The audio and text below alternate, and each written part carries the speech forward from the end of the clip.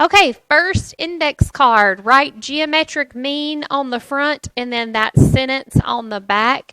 If you want to put your example on your index card, you can, or you can put the example on notebook paper. So first index card, geometric mean goes on the front, and then that sentence under it goes on the back.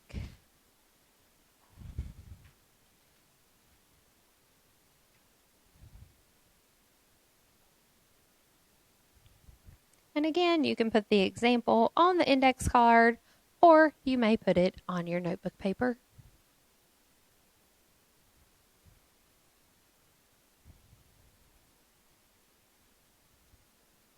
Today is all about proportions. We're going to start off talking about proportions in right triangles, and then we're going to talk about proportions in any triangles that we have, any similar triangles. But in order to do those proportions, we have to talk about something called the geometric mean.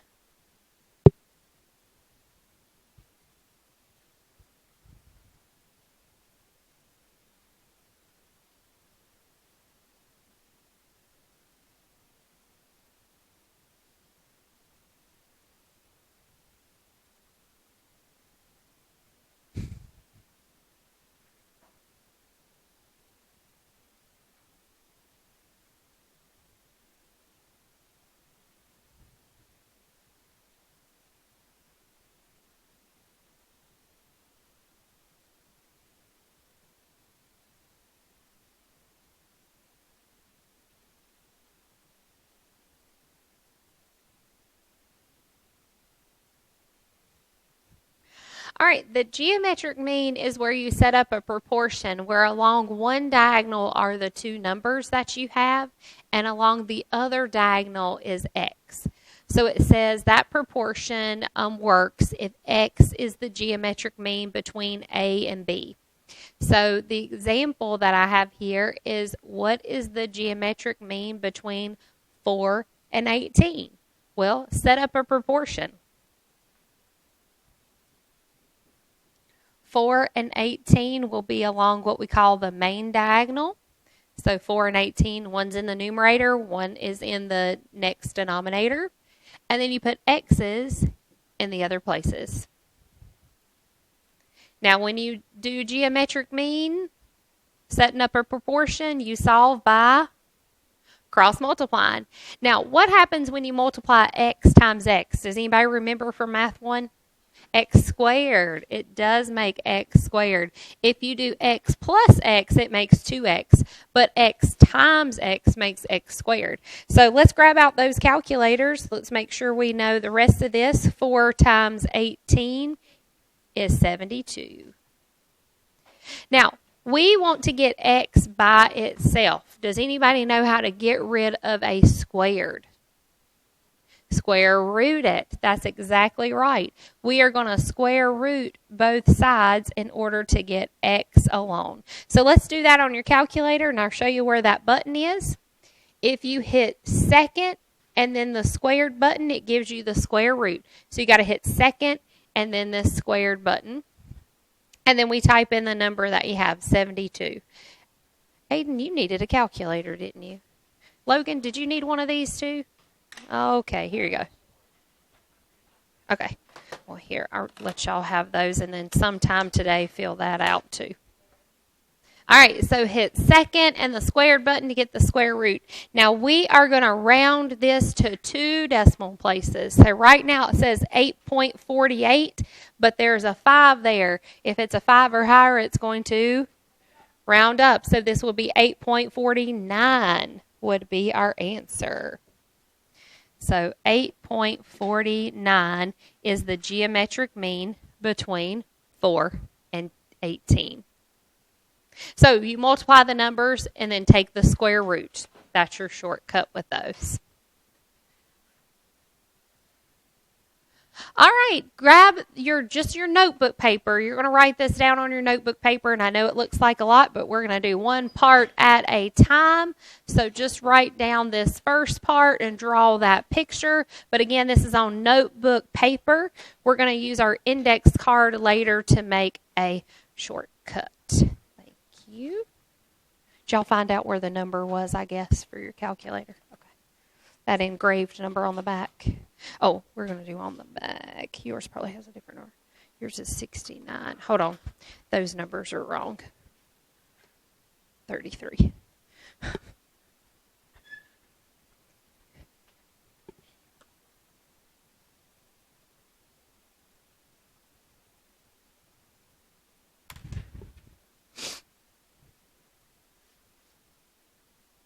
Make this a little bit bigger.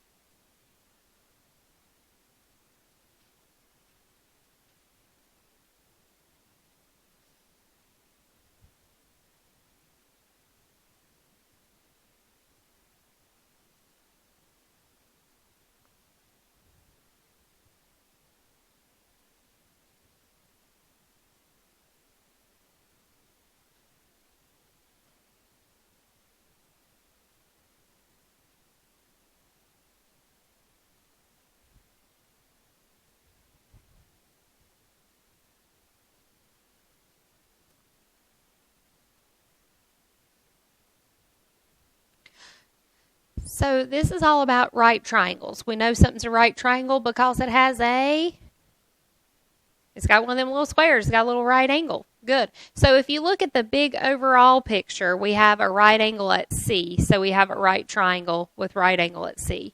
But when we put this line in the middle, which is the altitude makes a right angle with one of the sides and is drawn from the vertex of the other. So it's basically the overall height of your triangle. But when we put in that altitude, it ends up forming two more right triangles. We have one here on the left with triangle ADC and one here on the right with triangle CDB, right? So technically we have three right triangles. And what this says is if you draw that, then all the triangles formed are similar to each other. And the reason that they're similar is because they all end up sharing an angle. Like they all have right angles, but then the triangle on the left has angle A, which is in the big picture, and the triangle on the right has angle B, which is also in the big overall picture. So they're all similar based on angle. All right, write down this next sentence. This is the second thing that is true if you draw an altitude in a right triangle.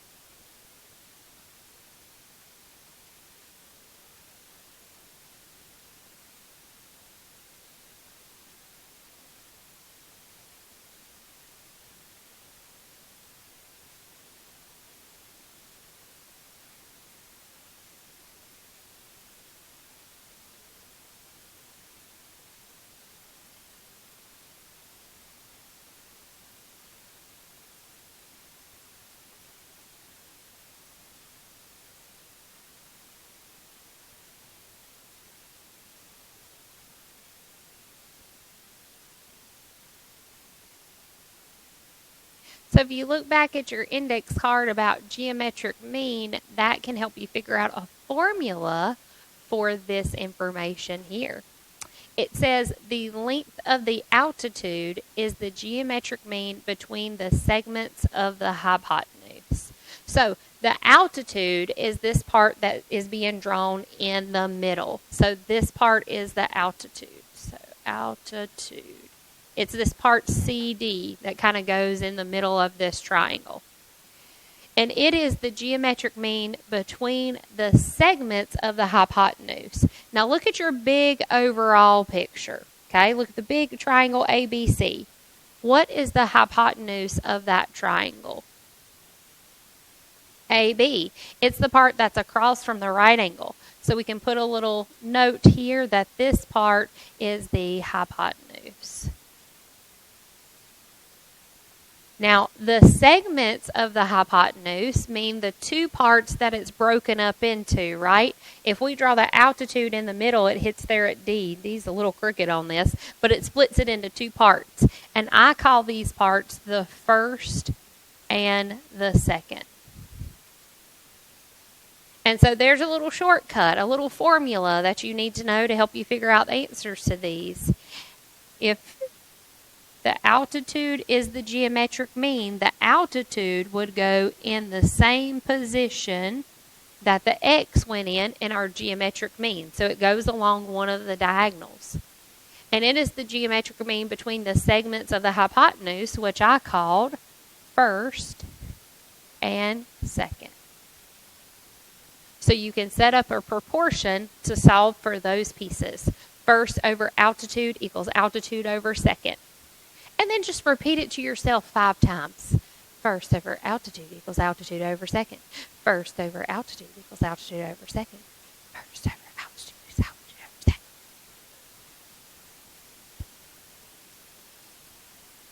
Okay, we got it? Got it memorized now? Okay, so that's the formula that you need to know to help you figure out maybe these different measurements. All right, there's one more formula that goes along with this, and it goes along with this, a third sentence here. I don't know why that all didn't move together. There we go. Each leg is the geometric mean between the hypotenuse and the segment of the hypotenuse touching that leg.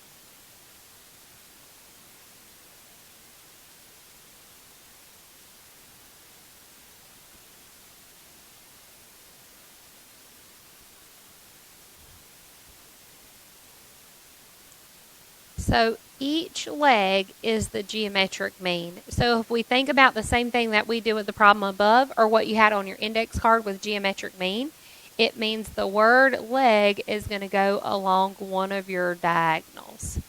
It's going to be in the same place as X if you look back at that geometric mean card. And it is the geometric mean between the hypotenuse. So here I'm going to put my hypotenuse. And the segment of the hypotenuse touching that leg. So in my little shortcut, I usually say touch, but really it means the first or second piece. It depends on what leg you use. So if you go back up here to your picture, the legs would be the part that makes the right angle, which is going to be AC and CB. So if I use leg AC here on the left, then the part that touches is going to be this first part that's on the left. So the leg on the left touches the hypotenuse on the left. Okay, so here's another one to know. Hypotenuse over leg equals leg over touch. Say it 5 times. Hypotenuse over leg equals leg over touch. Hypotenuse over leg equals leg over touch. Hypotenuse over leg equals leg.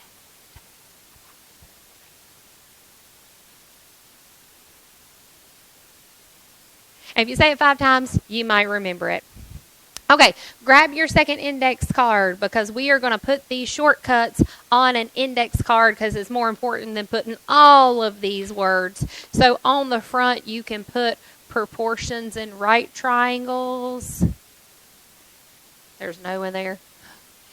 In right triangles. And then you can write down your 2 fractions, your 2 proportions there. So proportions in right triangles and write down those 2 proportions. If you need to, you can also redraw the picture because the picture might give you some hints about what these different things are. So proportions in right triangles on the front and then the proportions on the back, maybe even the picture as well because that might be helpful with figuring out what part of those proportions are. And then while you write them, repeat them to yourselves multiple times. Hypotenuse over leg equals leg over touch. First over altitude, altitude over second.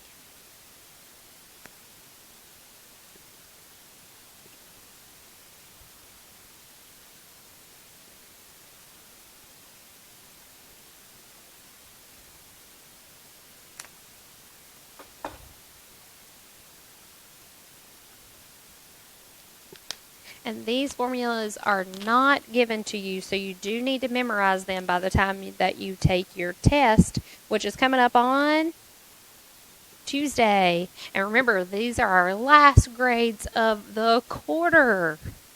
So, it's our last few things that we are going to be doing.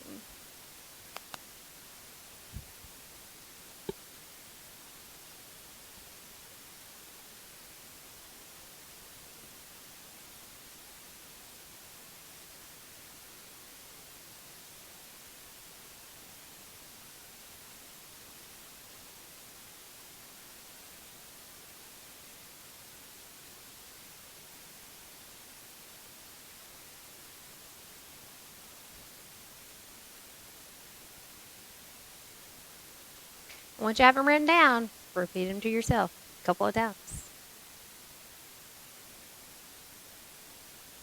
We should start a new chant. No? Yes? Maybe? Yeah. Yeah.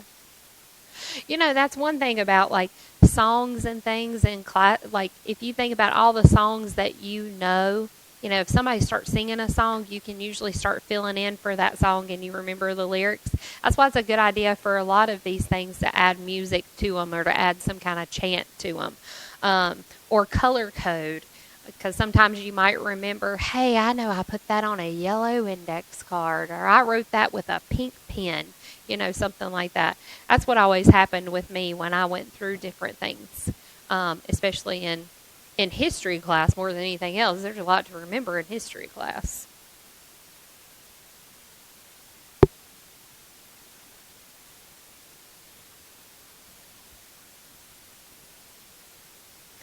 And remember to make sure that you know everything on your index cards because that's really going to help you study and review for tests and quizzes. So if you don't have somebody at home that can help you do that, you can do it to yourself. A lot of people have noticed too, they memorize things a lot better when they look at themselves in the mirror. Isn't that crazy? It's a weird scientific fact. So if you are, go to your bathroom mirror and be like, okay, self, what is the geometric mean of 2 numbers? And then you should say it back to yourself. All right, let's do some examples with these. Keep that index card out, though, because we need these formulas, right? So first over altitude equals altitude over second. Hypotenuse over leg equals leg over touch. Just keep going and saying those to yourselves, and we're going to do these 3 examples. So just copy down number 1 on your notebook paper. Number 1 on your notebook paper.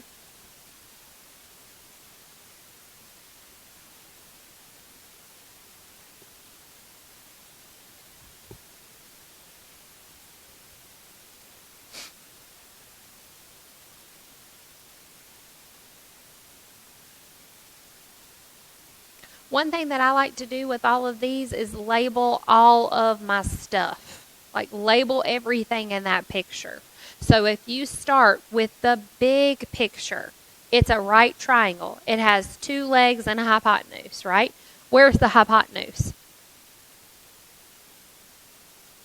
It's this side with the 4 and 5. It's across from that right angle if you're looking at the big overall picture. So that means the other 2 parts are the legs. And then what's that line in the middle? Altitude. So if you can label everything, then you can use your formulas to help you out to solve. So our formulas are first over altitude equals altitude over second. And hypotenuse over leg equals leg over touch. Good job. I love the enthusiasm there. And now that we have everything labeled, we can plug everything in where we need to. So, what is considered the first? The 4. You're exactly right. So, we would have 4 over, what's the altitude?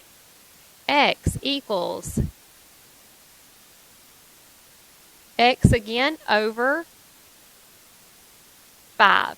So first over altitude equals altitude over second. And now to solve, we would need to cross multiply. X times X is X squared. 4 times 5 is 20. So let's just use our calculators. Remember, use the square root button. So you hit second and the squared button here on the side. So the square root of 20 is about 4.47. If you tried to hit math enter on that number, it won't turn it into a fraction because you use a square root. So just to let you know of that information.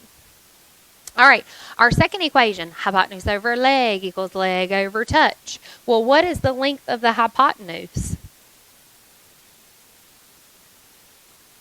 It'd be 9. Yep, to get the hypotenuse, we have to add those numbers together. So the hypotenuse is 9. And then choose a leg. Well, notice the leg on the right doesn't have anything with it, so we're not going to choose that one. We're going to choose this one. So the leg is y equals y over touch. So remember, the touch is either the first or second part that's touching that leg. So if I use the leg on the left, I got to use the left part of the hypotenuse, so I'm going to use 4. So hypotenuse over leg equals leg over touch. So if I'm using this leg y, I'm using this part 4 because it's touching that leg. So y times y is good, and 9 times 4 is good. And then we square root 36. Good. We get a nice whole number of 6.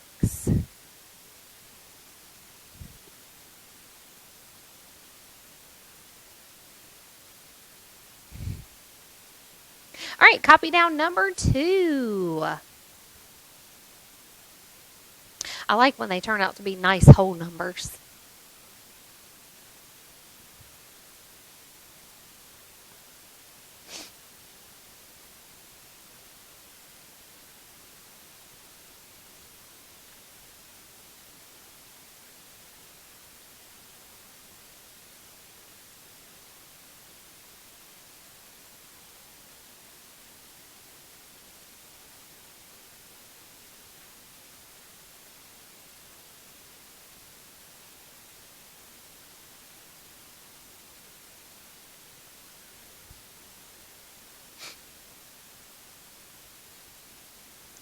Now, once you have the picture, label everything that you have. So, start with the big overall picture. Label the legs and hypotenuse. So, if the right angle's down here in this corner, we have a leg here and a leg here. And this side, where the altitude hits, is the hypotenuse. The line in the middle is the altitude. So remember, that's another thing to think about. If you want to do the altitude first, where it hits is your hypotenuse, and the other 2 parts have to be your legs. So then you're going to do your equations. First over altitude equals altitude over second. And then your other one, hypotenuse over leg equals leg over touch. And then just fill in for what you have and what you want to find. So the first would be what? Good. 4 over y equals y over 12. Y is the altitude. 4 and 12 are the first and second parts of the hypotenuse. So cross multiply. Y squared equals 48, because 4 times 12. And then we would square root. Round to 2 decimal places. So y is 6.93. That's what I got. Yeah, 6.93. Because it was 6.92, but then there was an 8, so it would round up. All right, and then the next one we have hypotenuse over leg equals leg over touch. So my hypotenuse is how much? 16, because we got to add those two together. So 16 over, now the leg I'm going to use is x. And then what's the part that touches? 4. If I'm using that part on the left, the x touches the 4. Good. Now cross multiply, so x squared would equal 64. So x would be 8. Great work. All right, then we've got one more that we're going to do. Don't you love Miss Cook's bad drawings?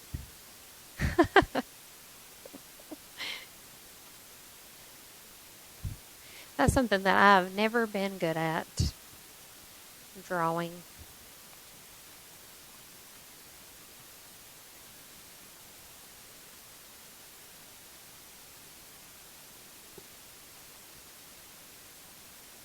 Don't forget to also write down those formulas. First over altitude equals altitude over second. Hypotenuse over leg equals leg over touch.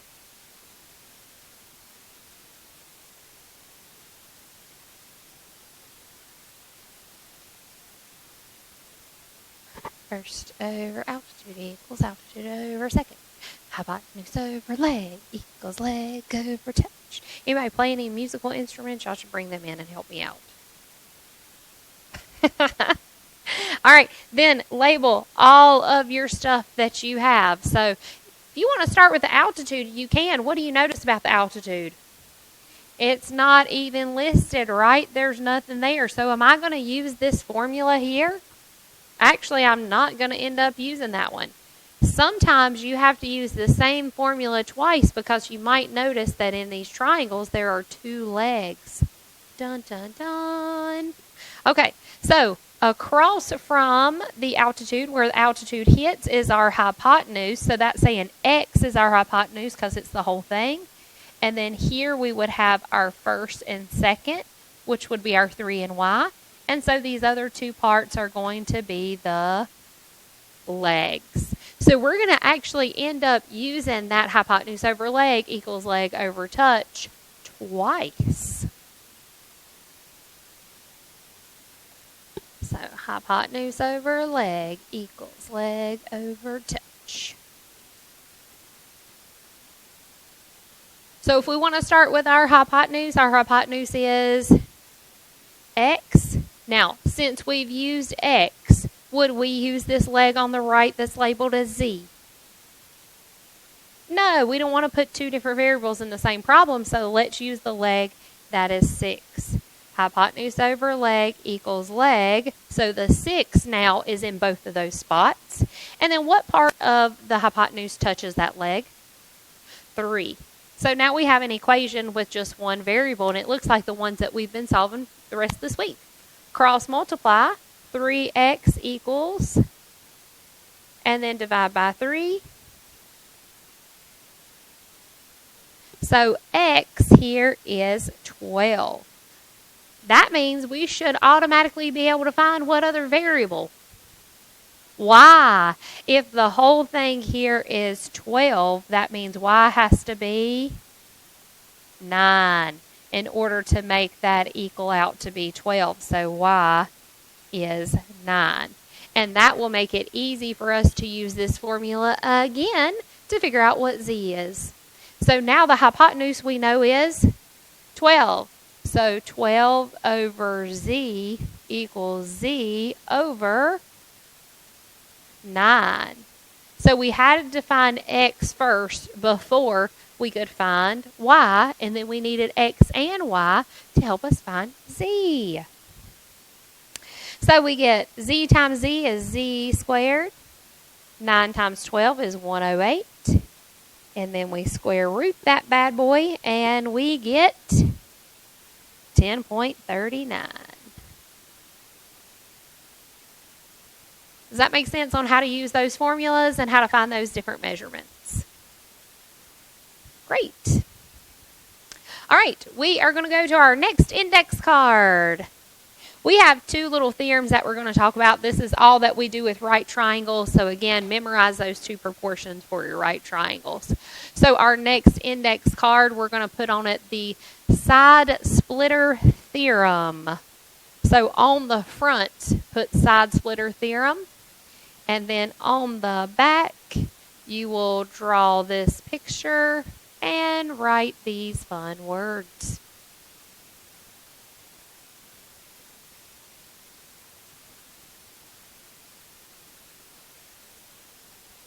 And then the examples that you see over here will be on your notebook paper. We're going to add a little bit more to your index card as well. I guess I could go ahead and add those.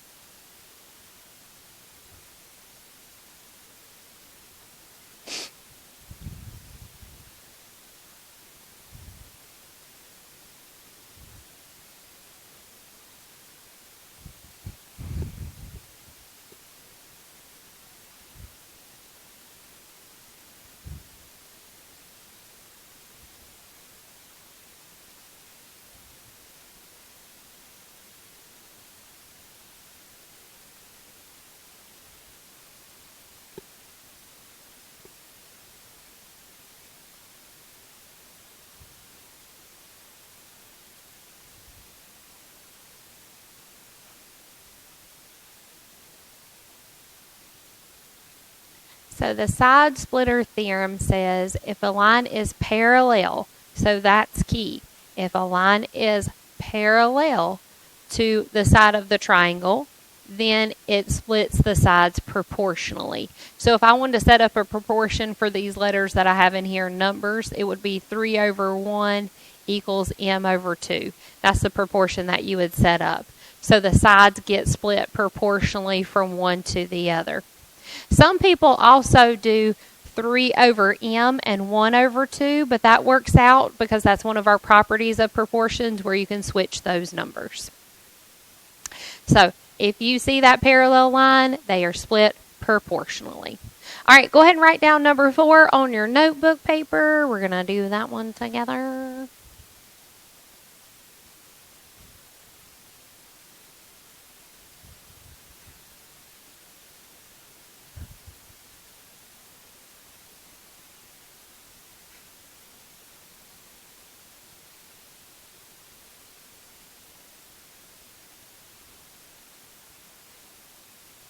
All right, so do you see the parallel lines?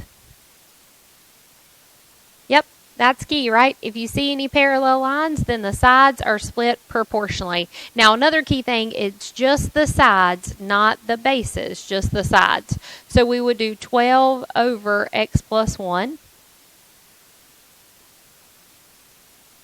equals 9 over x. That's exactly right. The sides get split proportionally. So 12 over x plus 1 equals 9 over x. You just split them up. And then what would you do to solve? Cross multiply.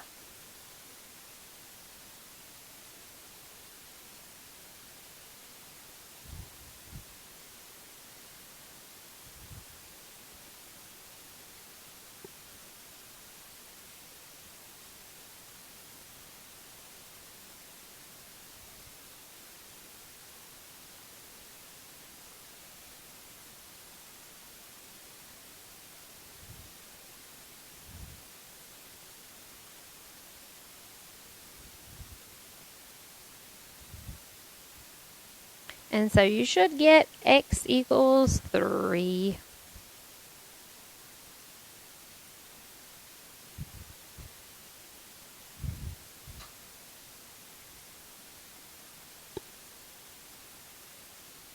You do not need all these letters in this problem.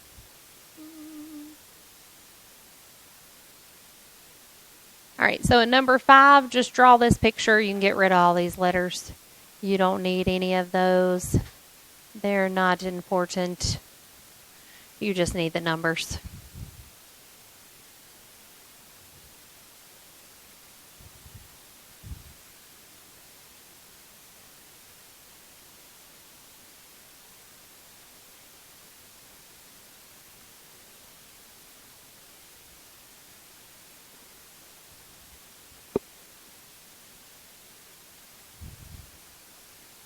Now, number 5, it doesn't necessarily make a triangle, but does it do the same thing that the triangle would?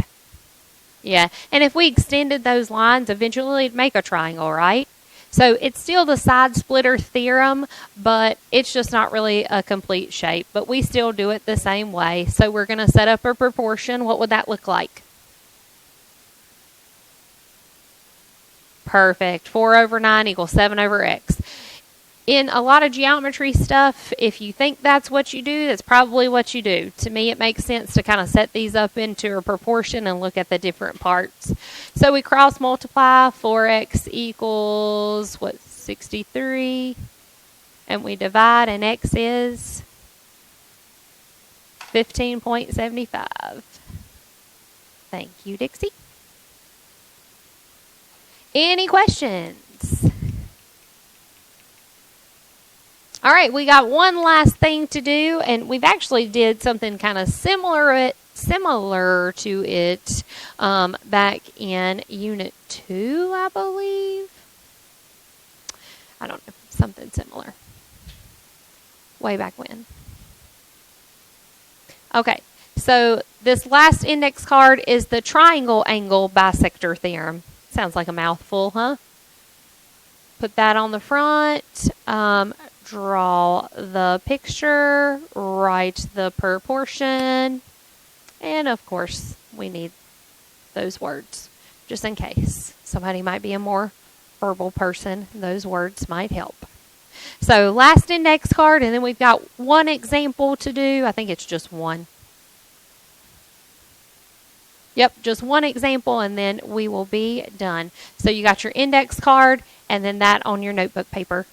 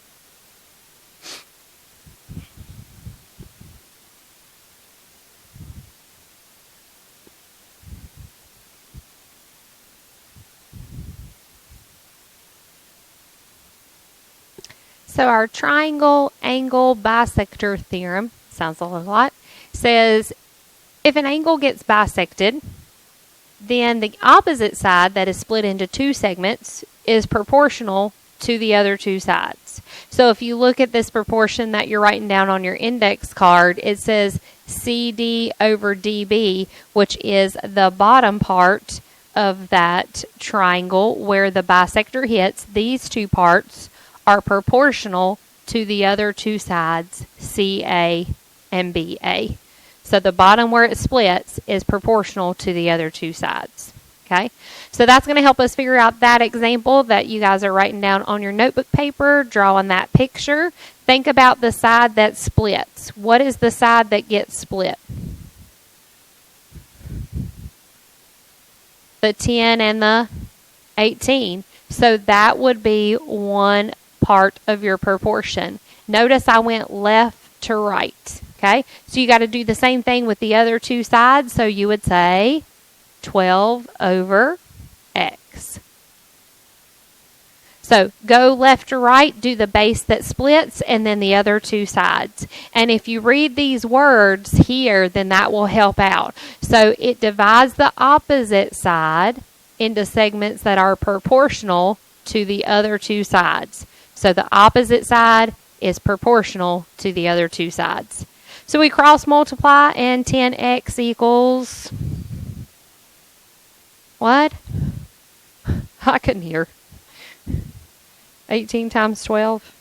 I just heard y'all say 216. Okay. I just heard a 6 in there, and I didn't hear the first part. And then we divide by 10, so x is 21.6. And there you go. All right, your homework for tonight is on two separate pages. The first page, page 504, is what we did at the beginning. Hypotenuse over leg equals leg over touch. First over altitude equals altitude over second.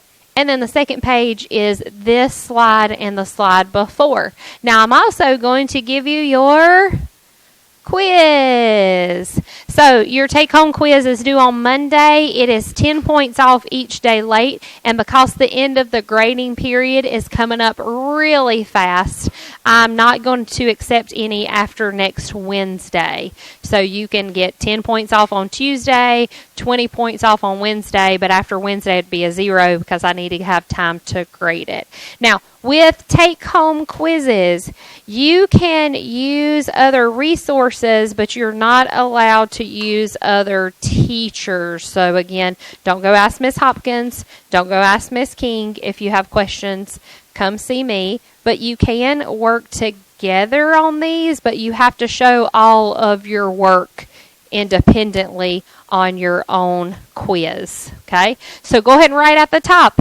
Do Monday. That way you don't forget. You're going to have a lot of class time to work tomorrow, but you're not probably going to have a lot of class time to work on this today. So what should you work on right now? Will it be the take-home quiz? No, let's work your homework first. So just put this take-home quiz in your notebook, and don't forget to write your name on it and do Monday. But work on it when you have some extra time. But tomorrow's lesson is going to be pretty short, so you should have time tomorrow.